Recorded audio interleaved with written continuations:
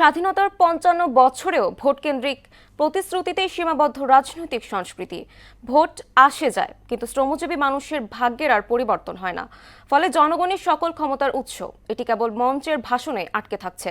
এমন পরিস্থিতিতে নির্বাচন পরবর্তীকালে ইশতেহার বাস্তবায়নে কমিটি গঠন ও জবাবদিহি নিশ্চিতের তাগিদ দিলেন বিশ্লেষকরা।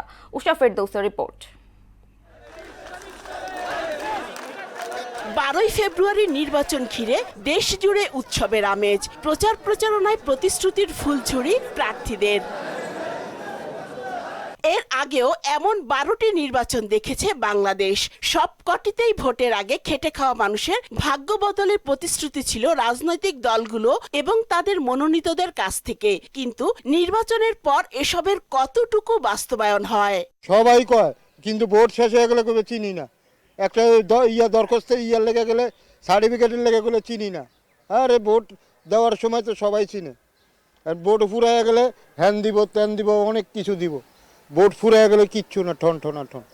অনেক দেখতেছি তো আমি, এই যে আবু কালাম আজাদ ভোট গুলে চাটা নিয়েছে, মানে গাড়ি ঘোড়া দেখে বহু দেশ গ্রাম দেখে ভোট টোট দেন, ওই ভোট নিয়েছি, ওই আইসে ওই আইসেই শেষ।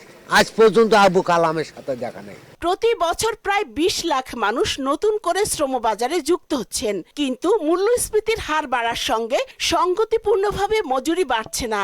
অনানুষ্ঠানিক খাতে 6 কোটির বেশি মানুষ জীবন জীবিকা নিয়ে দীর্ঘদিন বিপর্যস্ত। দিন দিন যাচ্ছে, সব দ্রব্য পণ্যের দাম বাড়ছে। জিনিসের দাম বাড়ছে, মানে আমাদের মজুরি বাড়ে নাই। 400 টাকা কিতা আর সমস্যারে কিতা তো জান তো বাঁচানি লাগবো।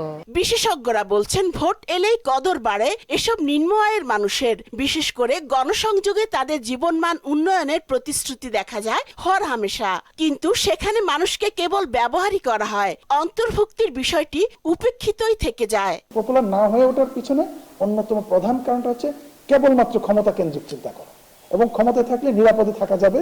হ্যাঁ, এই যে সস্তা চিন্তা রাজনৈতিক দলগুলোকে আমাদের এক ধরনের জন আস্থা তৈরি করতে ব্যর্থ হচ্ছে। আবার প্রতিশ্রুতিগুলোর বাস্তবায়নের ক্ষেত্রে উল্টো চিত্র দেখা যায় ভোট শেষ হওয়া মাত্রই। অনেকে ফুলঝুরি কথা থাকে এই নির্বাচনী ইশতেহারে, কিন্তু বাস্তবে গিয়ে পরবর্তীতে গিয়ে তারা ভুলে যায়। আমি মনে করি কিছুটা ইয়ে হয়, এবং এর জন্য আমার কাছে মনে হয় সমাজের যে বিভিন্ন শ্রেণী আছে, সুশীল সমাজ বা একটা বার্গেনিং যদি আমরা একটা কমিটি তৈরি করতে পারি, তারা বলে যে তুমি তো নির্বাচনে এই ইশতেহার দিয়েছো, এই বিষয়টার কি আপডেট কি, হ্যাঁ, বা 1 বছর পর পর কতটুকু প্রোগ্রেস হয়েছে, এই বিষয়গুলো যদি নিশ্চিত করা যায়, তাহলে নির্বাচন যারা ইশতেহার দিচ্ছে তাদের প্রতি মানুষের আস্থাটা বাড়বে। রাজনীতিবিদরা কি নাগরিকদের অংশীদার মনে করেন, নাকি শুধুই ভোট ব্যাংক? এই প্রশ্নের উত্তরেই নির্ভর করছে গণতন্ত্রের ভবিষ্যৎ, এমনটাই মনে করেন বিশেষজ্ঞরা। উষা ফেরদৌস, মোহনা সংবাদ, ঢাকা।